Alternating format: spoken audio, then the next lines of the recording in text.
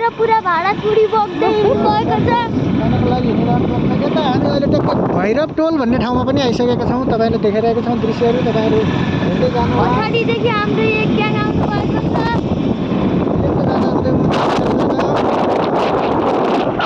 अगाडि हाम्रो चन्द्र परिवार अगाडि गइसकेको छ।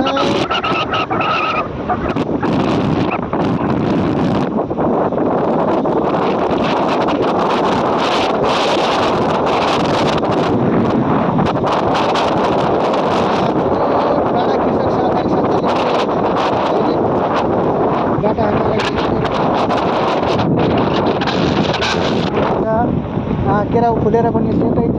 तपाईँहरूलाई देखाइरहेका छौँ। त्यसै गरी लगभग हामी जगत ज्योति चौकमा पनि आइसकेका छौँ। यहाँ हामी जगत स्मृति मूर्ति देख्न सक्छौँ।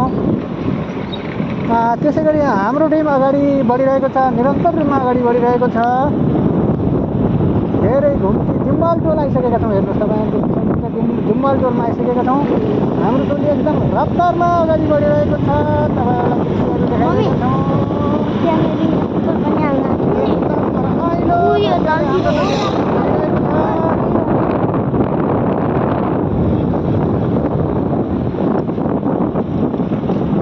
रमाइला दृश्यहरू तपाईँहरूलाई देखाउँछौँ।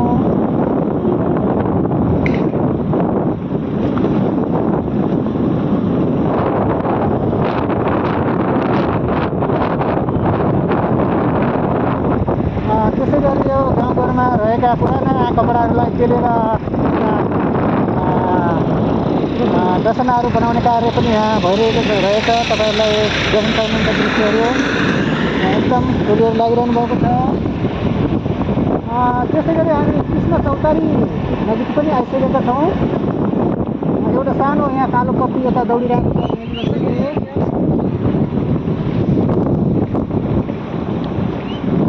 बाटोमा यस्तै रमाइला दृश्यहरू तपाईँलाई देखाउँदै जानेछौँ। तपाईँहरू हेर्न नछुटाउनु होला। अब यहाँ ओह्रालो भएको हुनाले अब यहाँ छ करिब स्पिड 15मा हिँड्नु होला भन्ने हो। अब विद्यालय क्षेत्र रहेछ अगाडि। विद्यालय क्षेत्र देखाइरहेको छ। यहाँ सङ्केतहरू पनि हामीले अब यो सडक यात्रा गर्ने क्रममा सडकका विभिन्न सङ्केतहरूलाई हामीले ध्यान दिइराख्नु छ।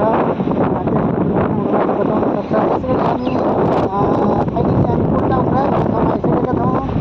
यता पनि क्रिकेट खेल्दै यता स्कुल पुलटाउन स्कुल छ।